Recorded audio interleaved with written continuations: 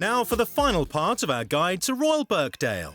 From that stunning clubhouse to its superb layout, this is one of the most memorable of Open Championship venues and has produced wonderful champions in the likes of Arnold Palmer, Lee Trevino, Johnny Miller and Tom Watson.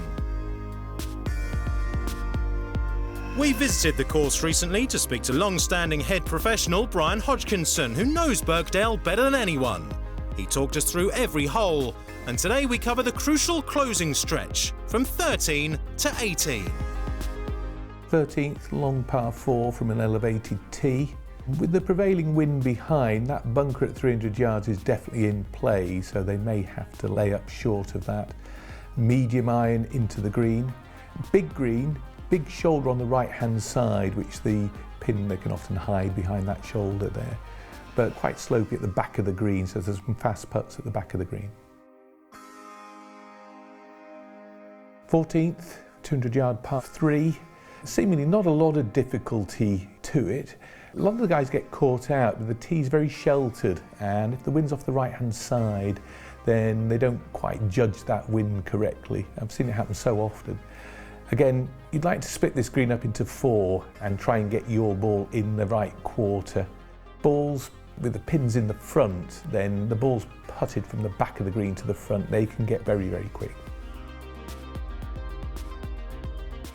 Par 5, 15th, I often describe it as a thinking man's par 5. Good driving hole, line is towards those bunkers on the right with a little bit of draw. If you avoid those, then the green is reachable. If you don't and you get in trouble, this area where you lag up to is covered with bunkers and they're all very dangerous. Very little chance of reaching the green. A real proper par 5 green, the pin can be well protected. Big slope from right to left.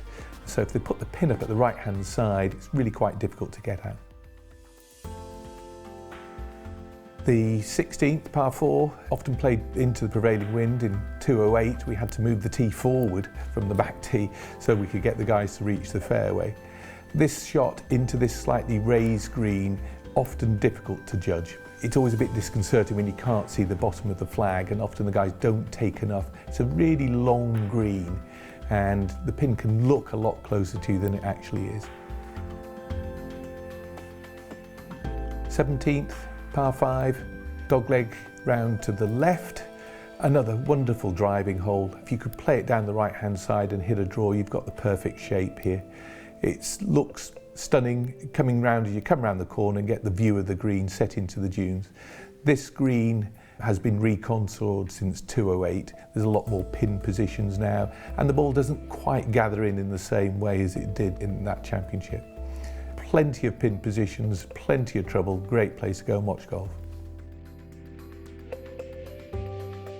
18, par 4, wonderful finishing hole.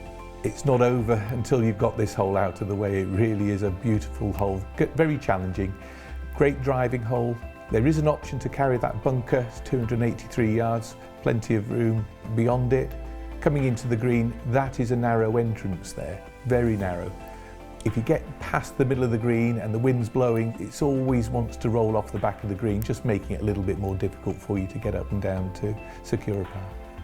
That's the Head Pro's take on how to play the course. We'll see how the world's best golfers approach it when the 146th Open Championship begins in 10 days' time.